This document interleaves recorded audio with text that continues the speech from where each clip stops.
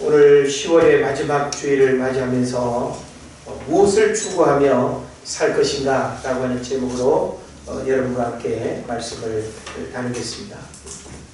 국내 94세 최고령 레그너스 요양병원 내과 의사인 한원주 원장이 소천했다는 뉴스를 여러분 접했을 겁니다.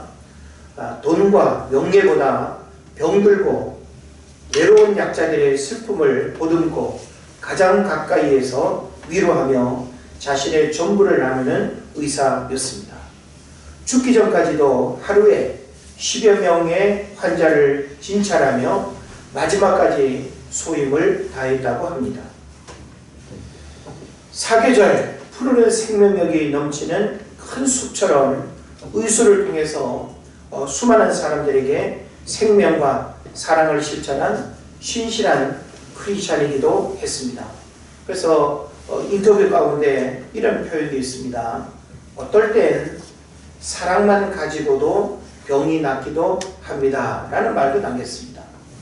참 사랑이 묘약이라는 말 우리가 알고 있지만 실제 의사가 어떤 의술로 사람을 고치는 것이 아니라 의사지만 내가 환자를 정말 하나님의 마음으로 그 영혼을 사랑하고 그 육신의 연약감을 사랑했더니 사랑으로도 낫습니다 라고 하는 것은 우리에게 대단히 중요한 메시지를 준다라고 이렇게 생각합니다.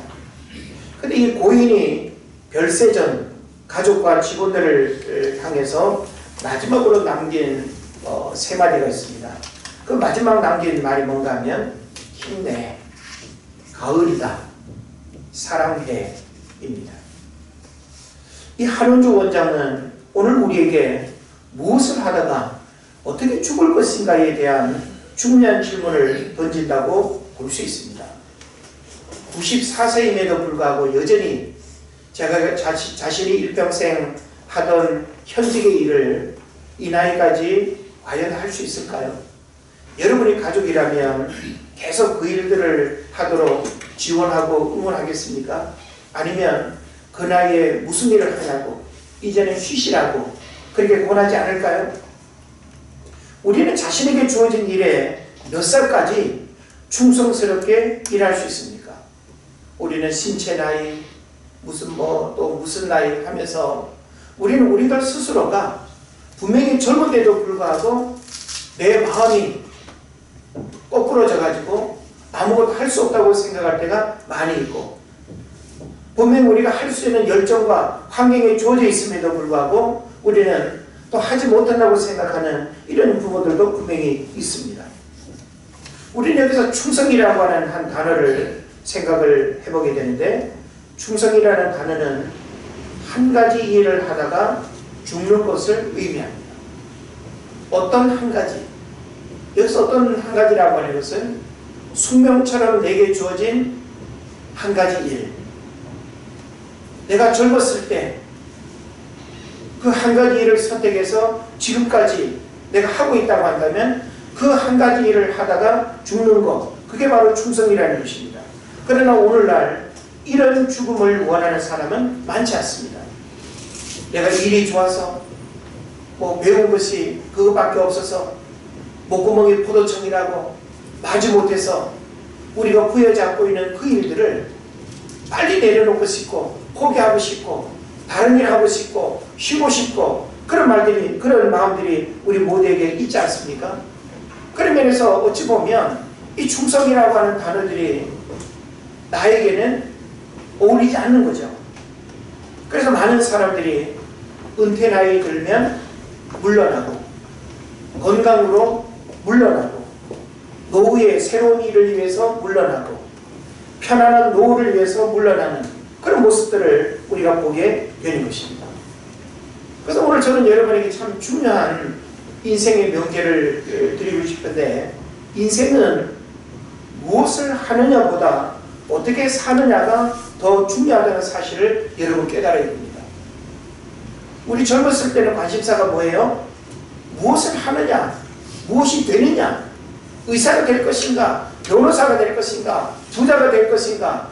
우리의 관심사는 세상 사람들이 주목하는 그런 세상의 어떤 지위와 높은 신분과 권력, 사람들로부터 평가되어지는 그런 것에 관심이 많죠. 그런데 인생은 무엇을 하느냐, 무엇이 되느냐보다 어떻게 사느냐가 더 중요하다는 사실입니다. 우리는 이 한은주 원장에 대한 이야기를 통해서 94세 고령임에도 불구하고 마지막 숨이 넘어가는 그 불과 한 10여 일인가 얼마 전까지도 매일 10여 명의 환자들을 진찰하면서 내게 주어진 그 의수를 끝까지 충성스럽게 감당하다가, 그리고 따뜻한 어떤 공간에서 죽음을 맞이한 것이 아니라 내가 일평생 환자를 돌보던 그 병원으로 다시 입원해가지고 그 환자들 속에서 죽음을 맞이했다라고 하는 것. 이것은 우리가 무엇을 어떻게 살아야 되는가라고 하는 그런 고민을 하게 되는 것입니다. 우리는 마지막 죽음을 어떻게 맞이하며 또 어떤 말을 남길 것인가에 대해서도 진지하게 고민할 수 있어야 되는 것입니다. 기독교는 직선적 역사관입니다. 불교처럼 윤회가 아니라 한 번 지나가면 끝이에요. 어린 시절도 한 번이고 젊은 날도 한 번이고, 우리에게 주어진 모든 인생의 시기는 한 번밖에 그 기회가 주어지지 않았다라고 하는 것입니다. 지금 우리는 단풍의 계절, 또 감사의 계절, 10월의 마지막 주일을 보내면서요, 들녘에 피고 지는 산천 초목들을 바라보면서 나의 삶은 무엇을 향해 살아가고 있는지를 점검을 할 수 있어야 됩니다. 사도 바울은 고린도에 보내는 서신을 통해서 오늘 우리에게 무엇을 추구하며 살 것인가에 대한 질문 앞에서 아주 중요한 세 가지의 답을 우리에게 주고 있습니다. 저는 한 해가 저물어가는 이 10월의 마지막 주간에 무엇을 추구하며 살 것인가? 우리는 연초에 지금까지 나름 무언가를 바라보며 살아왔어요. 우리 인생 자체가 무언가를 추구하는 삶을 분명히 우리가 살아가고 있습니다. 그런데 그 방향과 목적이 잘못되면 안 된다라고 하는 거죠. 그런 면에서 우리는 무엇을 추구하며 살 것인가라고 하는 이런 가장 근본적인 우리 인생의 질문, 또 철학적인 질문일 수도 있지만 또 하나님 앞에서 우리가 고백해야 할 아주 중요한 신앙적인 질문일 수도 있다라고 하는 것을 깨달아야 되는 것입니다. 그런 면에서 저와 여러분은 그리스도인으로 이 땅을 살아갈 때 구원받은 하나님의 백성으로 우리는 무엇을 추구하며 살아가야 될 것인가? 여러분이 이 질문 앞에서 뭘 답할 수 있겠습니까? 저는 오늘 성경에서 그 답을 여러분과 함께 생각을 해보려고 합니다. 먼저 우리가 추구해야 될 것은 뭔가 하면 성령의 분별하심을 추구해야 된다는 거예요.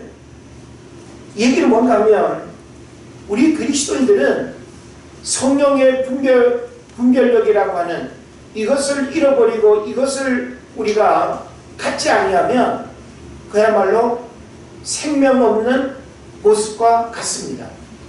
그래서 오늘 본문에도 보게 되면 고린도전서 2장 10절 이하에 한 13절까지 내용을 보게 되면 오직 하나님이 성령으로 이것을 우리에게 보이셨으니 성령은 모든 것, 곧 하나님의 깊은 것까지도 통달하시느니라.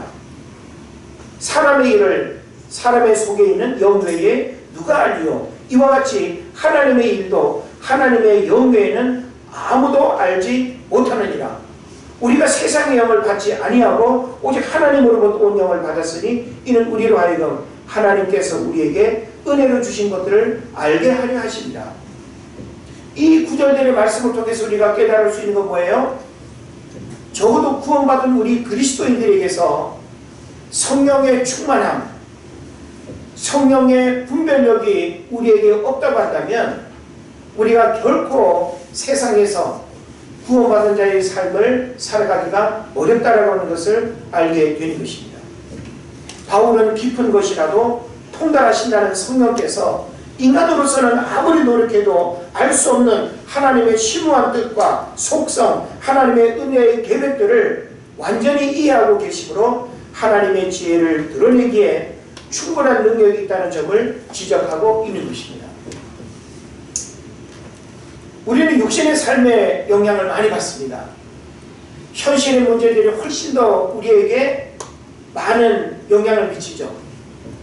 그래서 우리는 그 모든 문제들을 성령의 어떤 힘과 능력으로 우리가 극복하고 이겨내야 되는데, 성령으로 충만하지 못하니까 세상 세파에 흔들려요. 세상의 가치관으로 모든 것들을 판단해요. 세상의 이치로 나의 문제를 자꾸만 해결하려고 해요. 그러니까 여전히 우리는 소용돌이에서 빠져나오지 못하는 것과 같이 근본적인 문제를 해결하지 못하는 그런 문제들이 있다는 것이죠. 그리고 오늘 우리가 추구해야 될 문제는 뭔가 하면 성령 충만함으로 인해서, 다시 말하면 하나님의 성령이 우리 안에 충만해서 영적인 분별력을 가지고 살아가는 이것을 우리가 추구해야 된다는 거예요.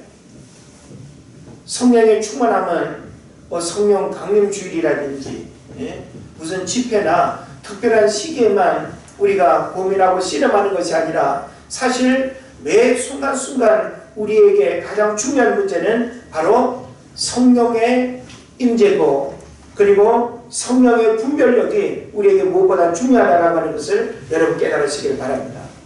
그래서 오늘 저는 여러분에게 우리가 무엇을 추구해야 되느냐, 아무리 코로나가 아닌 그 어떤 환경 속에 우리가 살아간다 할지라도 우리가 끊임없이 씨름하고 끊임없이 우리가 달려가야 할 어떤 신앙적인 목표로서 추구해야 될 것은 바로 성령의 분별하심을 추구해야 된다는 것입니다.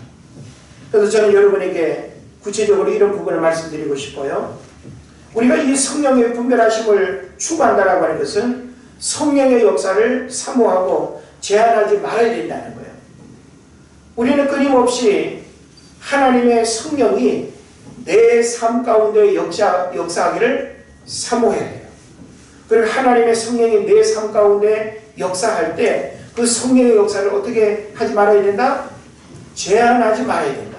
이게 뭔가 하면 성령의 역사를 우리 인간의 이성과 논리로 거부하고, 그리고 현실적인 어떤 문제에 사로잡혀서 성령의 역사를 우리가 떠나게 되면 우리는 그 성령이 우리 삶의 역사하는 은혜들을 경험하기가 어려운 것입니다.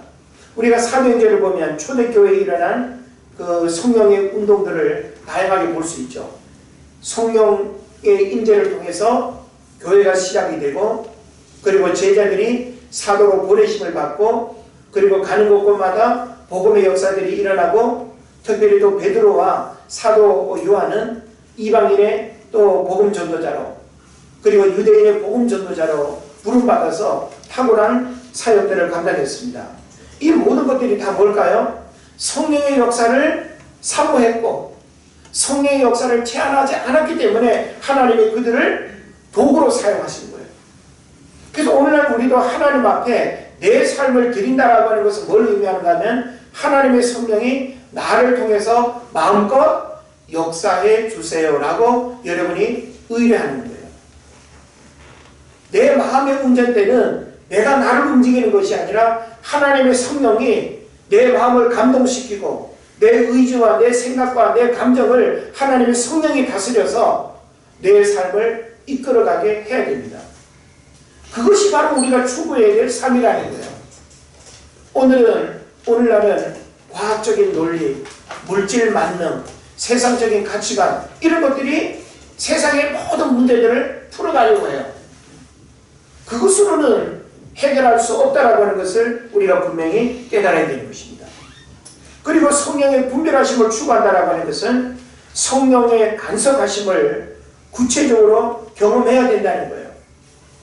사도 바울이 가장 두려워 떨었던 게 뭔지 아십니까? 우리가 사도행전에서 사도 바울의 사역을 가만히 이렇게 추적해 보면 사도 바울이 굉장히 중요한 고백을 하고 있습니다.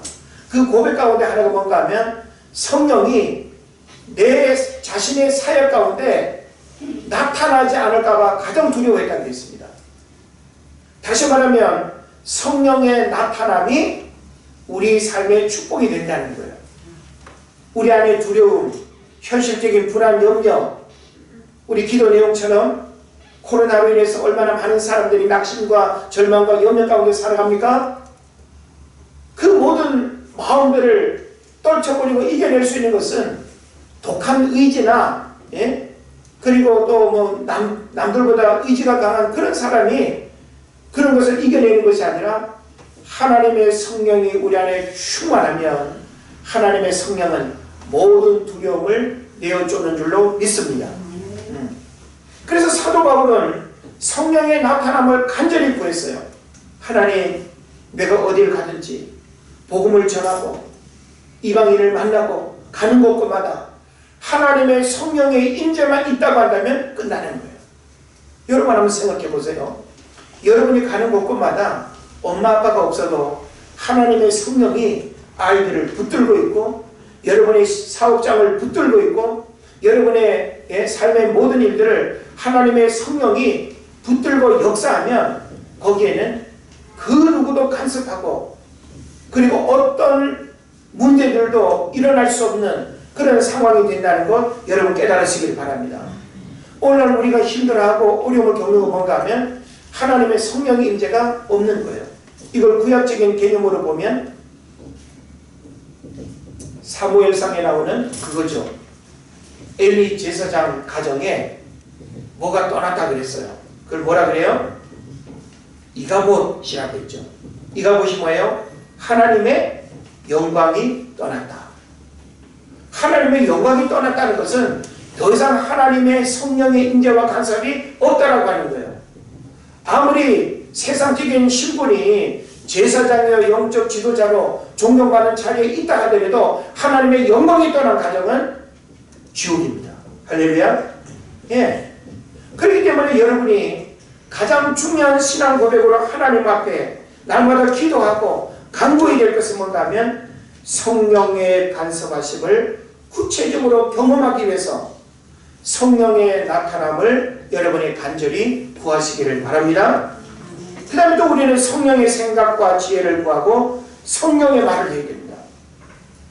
성령의 생각과 지혜를 구한다는 말은 뭐예요? 우리는 우리의 생각이 불완전하다는 거 여러분 고백할 수 있어야 돼요. 고백하십니까? 네. 우리는 우리의 생각이 늘 불완전해요. 또 우리는 말의 지혜도 부족해요. 그래서 말의 실수가 많아요. 자신의 감정도 잘 컨트롤하지 못해가지고 나는 분명히 이런 감정으로 표현했는데 상대방이 엉뚱하게 받아들여가지고 티격태격 싸우고 관계가 깨어지고 하는 일도 얼마나 많습니까? 이건 바로 뭘 말하는가 하면 우리는 우리의 생각과 우리의 말의 지혜로 모든 관계의 세상의 일들을 우리가 잘 살아가기가 어렵다는 거예요. 다시 말하면 말의 실수와 후회가 없는 삶을 살아가기 위해서는 바로 하나님의 성령이 우리의 말도 우리의 생각도 우리의 표현도 주장하도록 해야 된다는 것입니다. 이것을 우리가 날마다 추구해야 돼요. 아무리 코로나가 쓰나미처럼 우리의 삶을 덮치고 우리의 어떤 일상에 많은 불편과 어려움을 준다 할지라도 끝까지 우리가 부여잡고 빼앗기지 말아야 될 것은 뭔가 하면 하나님의 성령이 내 삶을 주관하고 그 하나님의 성령이 내 삶을 이끌어가는 이것을 여러분이 붙들어야 된다는 것입니다. 그리고 또 한 가지는 성령으로 시대를 분별할 뿐만 아니라 성령 충만함으로 사명을 감당해야 된다는 거예요. 성령으로 충만한 사람은요, 코로나가 분명히 우리에게 건강에 위협이 되는 것은 분명하지만 직분에 흔들리고 사명에 흔들리고 자기 기분 따라서 할까 말까 망설이고 뒤죽박죽 이렇게 안 합니다. 하나님의 영으로 충만한 사람은 늘 한결같이 올곧게 하나님을 예배하고 성전을 출입하고 경건생활에 게으르지 아니하고 주님 내게 주신 직분과 사명에 끝까지 잘 감당합니다. 우리가 하나님의 영으로 충만하지 않으면 우리의 의지로 내게 주어진 일을 감당한다라고 하는 것은 늘 조변석계예요. 아침 저녁 늘 바뀌어요. 그래서 저는 여러분에게 참 우리가 이 시대를 살아가면서 점점 더 이렇게 무관심이라고 해야 될까요? 점점 더 어떤 사람들이 현실적인 일들에 매이고 현실적인 문제 앞에 자꾸만 넘어지다 보니까 가장 우리에게 중요한 것이 바로 이 성령의 임재와 성령의 충만함의 역사들이 중요하다는 것을 여러분 깨달아야 됩니다. 그래서 우리가 이 구약 성경에도 보게 되면 힘으로 되지 아니하고 능으로 되지 아니하나 오직 하나님의 신으로 되어집니다. 하나님의 성령으로만 되어진다는 거예요. 그래서 오늘 우리가 이 시대를 살아갈 때 바로 성령의 분별하심을 추구하는 여러분 되시기를 주의 이름으로 축원을 드립니다. 그 다음에 두 번째 우리가 추구해야 될 것은 뭔가 하면 오늘 본문의 15절에 나와 있는 것처럼 신령한 자가 되기를 추구해야 된다. 따라합시다. 신령한 자가 되기를 추구해야 된다. 자, 오늘 우리가 성경에 보면요, 세 종류의 사람이 있다고 합니다. 세 종류의 사람. 하나는 육에 속한 사람이 있습니다. 14절에 나와 있죠. 14절에 육에 속한 사람이 있고요. 그 다음에 3장 1절 2절에 보면 육신에 속한 자라고 하는 표현이 나옵니다. 그리고 세 번째는 신령한 자입니다. 15절에 나오는. 자, 육에 속한 자, 육신에 속한 자, 신령한 자, 의미가 다릅니다. 어떻게 다를까요? 육에 속한 자는 쉽게 말하면 자연인이에요. 교회에 들어오지 않은, 구원받지 않고 살아가는 세상 사람을 육에 속한 사람이라 그래요. 그래서 육에 속한 사람은 여기 14절에 보면 뭐라고 표현하고 있죠? 하나님의 성령의 일들을 받지 아니하나니 이는 그것들이 그들에게는 어리석게 보이며 또 그는 그것들을 알 수도 없나니 그러한 일은 영적으로 분별되기 때문이다. 그러니까 육에 속한 사람들한테 우리가 무슨 뭐 성령을 이야기하고 방언을 이야기하고 무슨 뭐 종말을 이야기하고 재림을 이야기하고 알아요 몰라요? 모를 뿐만 아니라 관심도 없어요. 그건 종교적인 교리고 그건 너의 관심사고 나는 뭐 투기를 하든 뭘 하든 지금 잘 먹고 잘 사는 현실적인 그 외에는 관심이 없어요. 육에 속한 사람은 어떤 이런 신앙적인 영적인 보이지 않는 것에 대한 관심이 없다. 그 다음에 또 한 종류의 사람들이 있죠. 육신에 속한 자예요. 3장 1절 2절에 나오는 육신에 속한 자.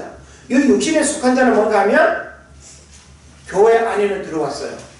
교회 안에 들어왔다는 말은 뭘까요? 구원은 받았어요. 그런데 믿음이 성장하지 않고 영적 어린아이 수준에 머물러 있는 상태를 육신에 속한 자가 그래요. 여러분은 적어도 육에 속한 자는 아니겠죠. 왜냐하면 교회는 들어왔으니까. 그런데 교회 안에 대부분의 사람들이 어디에 속해 있는가 하면 육신에 속한 자들이 많아요. 직분과 신앙의 연과 관계없이 육신에 속한 자들이 많아요. 육신에 속한 자들은 영적 어린아이 수준이에요. 쉽게 삐지고 쉽게 시험에 들고 뭐라고 하고 뭐 기분 나쁘게 그냥 들리면 나 뭐 교회 안 나갈 거야 뭐 딴 데 갈 거야 어쩌고 어째 우리의 신앙을 그렇게 표현할 수 있을까요? 육신에 속한 자 영적 어린아이들은 이 믿음의 뿌리가 연약하기 때문에 아직 열매 맺고 그리고 어떤 능력을 드러내는 그런 모습으로는 부족해요. 그래서 오늘 우리의 관심사는 어디에 있어야 되는가 하면 신령한 자가 되어야 된다는 거예요. 우리는 적어도 육신에 속한 자의 모습에 머물러 있다라고 하는 것을 전제해야 돼요. 육에 속한 사람에서는 벗어났어요. 믿습니까? 예. 그렇기 때문에 우리가 계속 이 육신에 속한 자로 영적 어린아이 수준에 머물러서 누군가가 도와줘야 되고 누군가가 이끌어줘야 되고 누군가가 내 그냥 가려운 데를 긁어줘야지 시원함을 느끼고 자기 스스로는 하나님 앞에서 영적 홀로서기가 되지 못하고 오직 주의 말씀 앞에서 올곧은 신앙 고백을 하지 못하는 사람은 육신에 속한 자예요. 우리는 신령한 자의 삶을 살아가야 됩니다. 그래서 오늘 성경에 보면 이 신령한 자 15절에서 뭐라고 표현하고 있죠? 신령한 자는 두 가지의 특징이 있습니다. 모든 것을 판단한다. 그리고 또 자기는 아무에게도 판단을 받지 않는다 그랬습니다. 이게 바로 뭘까요? 신령한 자는 모든 것을 판단한다는 말은 뭔가 하면 신령한 자에게는 하나님의 영이 충만하겠죠. 하나님의 영으로 충만하다라고 하는 것은 진리가 무엇인지도 알 뿐만 아니라 우리 인생이 무엇인지도 알고 무엇을 하다가 어떻게 죽어야 되는지도 나름 하나님 앞에서 신앙 고백적으로 분명히 알고 있는 사람이 바로 신령한 자예요. 그렇기 때문에 모든 것을 판단한다라고 하는 것은 뭐예요? 진리를 알 뿐만 아니라 선악간에 도덕적 기준의 판단 능력도 있다라고 하는 거예요. 어떻게 하면 하나님을 기쁘게 하고 어떻게 하면 하나님을 또 이렇게 근심케 하고 이런 부분들을 아는 거예요. 그런데 또 신령한 자는 자기는 아무에게도 판단을 받지 않는다라고 이렇게 표현하고 있습니다. 여기서 아무에게도라고 하는 말은 자연인으로부터 하나님을 모르는 세상 사람으로부터 판단을 받지 않아요. 이 얘기는 뭔가 하면 세상 사람들이 우리를 이해할 수 있어요? 없어요? 이해 못해요. 그들의 언어로 아무리 우리를 설명하려고 해도 하나님의 영으로 충만한 사람은 벌써 우리가 살아가는 세계가 다르기 때문에 이 세계에 속한 사람은 하나님의 영에 속한 세계를 모르는 거예요. 그래서 우리는 그들로부터 판단을 받지 않는다라고 하는 것이죠. 그 다음에 우리가 추구해야 될 세 번째가 뭔가 하면 그리스도의 마음을 추구해야 된다는 거예요. 16절에 나와 있죠. 16절을 보면 하반절에 우리가 그리스도의 마음을 가졌느니라 그랬습니다. 자, 한 해가 저물어가는 이제 10월의 마지막 주일에 저는 여러분에게 우리가 추구해야 될 세 가지 중요한 가르침을 오늘 본문 속에서 우리가 고민을 하고 있습니다. 첫 번째는 뭐라 그랬죠? 성령의 분별력을 우리가 추구해야 된다. 두 번째로는 신령한 자가 되기를 우리가 추구해야 된다 그랬어요. 그리고 마지막 세 번째로는 그리스도의 마음을 추구해야 된다. 왜 우리에게 그리스도의 마음이 필요할까요? 여러분 한번 가만 생각해 보세요. 왜 우리에게 그리스도의 마음이 필요할까요? 그리스도의 마음이 없으면 우리가 뭐 친구를 못 만납니까? 직장생활을 못 합니까? 사업을 못 합니까? 뭐가 문제죠? 왜 우리에게 그리스도의 마음이 필요할까? 그 이유는 사랑과 희생과 헌신이 사라지고 있기 때문에 그렇습니다. 오늘 집단 이기주의, 개인 이기주의가 팽배한 건 여러분 잘 아시죠? 나밖에 몰라. 다른 사람의 아픔, 옆에서 누가 죽어가고 옆에서 고통받고 신음하고 별로 관심이 없습니다. 그러다 보니까 우리의 신앙도 이기적이에요. 나만 교회 왔다 가면 되고 나만 신앙생활 잘하면 되고 함께 더불어서 은혜의 제일교회라고 하는 이 공동체의 이 하나님을 통해서 하나님 앞에 우리가 이루어야 될 그런 신앙 고백적인 부분에 대해서는 관심이 없어요. 그러니까 신앙생활도 지극히 나 중심이에요. 내가 좋아하는 대로 왔다 가면 되고 내가 하고 싶은 대로 뭐 헌금하고 하면 되고 함께 더불어서의 신앙 고백이 안 되는. 그런데 우리가 성경을 보면 성경은 우리에게 이 그리스도의 마음이라고 하는 부분이 얼마나 중요한 메시지를 담고 있는가라고 하는 것을 우리가 깨달아야 됩니다.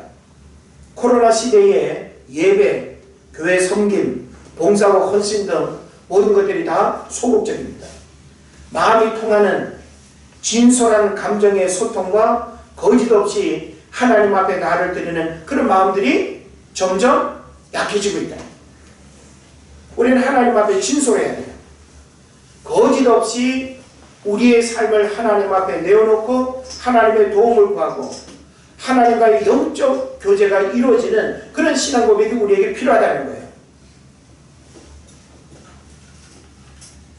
제가 주중에 유튜브에서 세계 테마 기행인가 그 터키에 대해서 나오는 프로를 잠깐 봤는데 거기서 굉장히 중요한 메시지를 제가 하나 발견했어요. 터키에서는 양이나 염소 등 짐승을 이제 시장에 이렇게 이제 그 시장에서 사고 팔 때가 있지 않습니까? 사고 팔 때 살 사람과 팔 사람이 악수하듯이 손을 잡아요. 그리고 서로 눈을 마주하면서 얼마 줄래? 뭐 만약에 한 마리를 거래한다고 합시다. 20만원. 아니 너무 비싸. 아니 15만원. 그러니까 파는 사람은 더 받으려고 할 것이고 사려고 하는 사람은 좋게 주고 사고 싶어 하는 게 기본이잖아요. 근데 거기에 지나친 욕심이 가미될 수 있다는 거 여러분 아시죠? 그러니까 손을 잡고 흥정을 하는 그 이유는 뭔가 하면 서로의 체온을 느끼면서 서로의 시선을 주고받는 이유는 뭔가 하면 거짓 없이 마음과 마음이 통하는 금액을 주고받고 흥정을 하자는 거예요. 그래서 적정선에서 거래가 이루어지도록 이제 손을 막 흔들면서 20만원, 아니 15만원, 아니 그럼 19만원, 아니 16만원 이러면서 17만 5천원 이러면서 이제 딱 합의가 되면 이제 이 손잡은 것이 이제 의미가 있는 거죠. 그런데 계속 나 20만원, 15만원 하는데 여기 흥정이 안 돼. 그러면 탁 뿌리칩니다. 그러면 거래가 끊어지는 거예요. 흥정이 끊어지는 거예요. 그래서 그걸 보면서 야, 참 문화적인 특징이기도 하지만 문화적인 특징이기도 하지만 그 어떤 흥정에 있어서 그 살아있는 사람의 어떤 체온을 주고받으면서 서로 눈빛을 주고받으면서 우리 거짓 없이 나는 팔 사람이고 너는 살 사람이라 하더라도 서로가 적정선에서 흥정이 이루어지도록 하는 그 태도가 굉장히 마음에 들었어요. 오늘 우리에게도 이런 게 좀 필요하지 않을까요? 우리 하나님 앞에 나아갈 때의 모습이나 가족이 만나거나 믿음의 식구들이 서로 만날 때나 우리 어떤 가면을 쓰고 만나는 것이 아니라 마음이 통하고 서로의 체온을 느끼면서 감정이 따뜻하게 오가는 이런 부분들이 우리에게 있어야 되는데 오늘날 이런 마음들이 어떻다는 거예요? 점점 더 식어지고 있다는 것입니다. 그런 면에서 오늘 우리에게 이 그리스도의 마음을 추구해야 되는 것은 너무나 중요한 일이다. 그리스도의 마음이 중요한 이유는 뭘까요? 한 가지를 여러분에게 또 말씀드리면 그리스도의 마음이 없는 도덕과 선행은 위선이요 가식이기 때문에 그렇습니다. 자, 그리스도의 마음이 없는 도덕과 선행은 위선이요 가식입니다. 그래서 우리는 일상의 모든 일들에 보이지 않는 우리 내면에 뭐가 있어야 되는 거예요? 그리스도의 마음으로 모든 일들을 해야 되는 거예요. 그리스도의 마음으로 사람을 만나고 그리스도의 마음으로 선행을 하고 그리스도의 마음으로 기부하고 그리스도의 마음으로 내가 세상에 유익이 되는 삶을 살아야 된다는 거예요. 여러분 이런 뉴스 기사도 읽으셨죠? 카이스트에서 우리나라 최초의 노벨상 수상자가 나와야 한다며 카이스트에 기부한 이수영 회장 이야기입니다. 카이스트 과학교육재단에 지금까지 가장 많은 기부금을 했습니다. 얼마일까요? 776원이기 6원이 아니라 6억 원입니다. 776억 원 83세 되시는 이수영 집사님이면 좋은데 이수영 회장입니다. 그 이수영 회장은 지금 83세인데 2년 전에 독신으로 살다가 결혼했어. 서울대 법대 이렇게 그 첫사랑을 어떻게 더 만나가지고 결혼을 해서 이렇게 사시는데 뭐 중요한 그런 사적인 부분은 아니겠습니다만은 그래서 카이스트 개교일에 최고액으로 알려졌고 그녀가 얼마나 한국에서 노벨상의 수상을 원하는지 보여주고 있습니다. 그래서 제가 그 기사를 읽으면서 느끼는 것은 아쉬운 마음이 있죠. 우리나라 수많은 부자들 가운데 하나님 나라를 위해서 하나님 나라 확장을 위해서 영혼을 구원하고 생명을 살리는 일에 재정을 헌신하는 믿음의 기부금들도 많아지기를 제가 간구합니다. 물론 교육에 투자하고 의식주의 변화를 위해서 좋은 일을 하는 거, 뭐 헤비탑 운동을 비롯해서 뭐 우리 교단에도 목자재단이라고 어려운 교회 이렇게 방문해서 뭘 도와줄 수 있는지 견적내가지고 그 재능 가진 사람들이 또 물질로 기부한 사람들이 막 1, 2천만 원 들어가는 그런 비용을 다 그냥 헌신해가지고 교회에 그냥 어려운 교회들을 막 그냥 종탑 갈아주고 막 그냥 지붕 갈아주고 실내 장식해주고 그런 일들을 많이 하더라고요. 그러니까 이 모든 일들이 근본 그리스도의 마음으로 출발하지 않으면 그리스도의 마음이 없는 그 모든 일들은 다 뭐가 된다는 거예요? 위선이 된다. 그리고 그리스도의 마음은 하나님과의 영적 교통을 이어준다는 사실을 여러분 깨달았으면 좋겠습니다. 빌립보서 2장 5절 7절을 소개합니다. 너희 안에 이 마음을 품으라. 곧 그리스도 예수의 마음이니 그는 근본 하나님의 본체시나 하나님과 동등됨을 취할 것으로 여기지 아니하시고 오히려 자기를 비워 종의 형체를 가지사 사람들과 같이 되셨고 사람의 모양으로 나타나사 자기를 낮추시고 죽기까지 복종하셨으니 곧 십자가에서 죽으시니라. 할렐루야. 네. 자, 이 구절의 말씀은 뭐 여러분 많이 이렇게 익숙하시죠? 자, 너희 안에 이 마음을 품으라. 곧 그리스도 예수의 마음이니. 자, 우리가 예수님을 통해서 배울 수 있는 그 마음이 뭐예요? 겸손해야 된다는 거예요. 낮아져야 된다는 거예요. 상대방을 배려해야 된다는 거예요. 자신을 희생할 수 있어야 된다는 거예요. 그래서 우리가 그리스도의 마음을 추구해야 되는 것은 선택의 문제가 아니에요. 우리가 아무리 많이 배웠다, 뭐 똑똑하다, 신앙생활 오래 했다, 직분이 어떻다, 다 소용없어요. 그리스도의 마음이 우리에게 없으면 다 위선자예요. 가식이에요. 우리에게 필요한 것은 뭐예요? 그리스도의 마음이에요. 그리스도의 마음이 무엇인가라고 하는 사실을 지금 여러분이 듣고 있지 않습니까? 그러한 이유들 때문에 우리가 매일매일 고민하고 씨름하고 부여잡아야 될 것은 그리스도의 마음을 주시옵소서. 그리스도의 마음으로 살아가게 주시옵소서. 내 안에 모든 이기심과 욕심과 자기중심적인 그런 모든 마음을 다 깨뜨리고 오직 그리스도의 마음으로 충만하게 하시고 그리스도의 마음이 내 입술에서 고백되게 하여 주옵소서. 임종을 기다리는 노인들에게, 젊은이들에게 어떠한 조언을 할 것인가 라고 하는 질문에 이런 말을 했다고 합니다. 우리 뭐 교회도 어르신들이 많습니다만은 여러분들도 동일한 그 삶의 자리에 가게 된다는 사실을 생각하면서 한번 이 질문에 답해 보십시오. 임종을 기다리는 노인들에게, 아직 생생하게 젊은 이 젊은 세대들에게 어떤 인생의 조언을 할 것인가 라고 이렇게 물었습니다. 그때 많은 이제 대답이 나오는데 그 중에 가진 돈을 다 써라. 젊을 때 즐거라. 두 다리를 모으고 있어라. 문신을 하기 전에 생각하라. 학교 다닐 때 공부를 열심히 하라. 말다툼했으면 자기 전에 풀어라. 다른 사람들에게 친절해라. 이런 말들을 했다 그래요. 후회하지 않을 인생을 위해서 인생의 어른들이 젊은 세대들에게 주는 교훈은 중요하지만 하나님 없는 인생의 모든 교훈은 죽음과 함께 사라지고 만다는 사실을 여러분 알아야 됩니다. 만약에 여러분, 내가 노인이라면 내가 살아온 인생의 경험을 통해서 젊은 세대에게 무엇을 여러분 할 수 있겠습니까?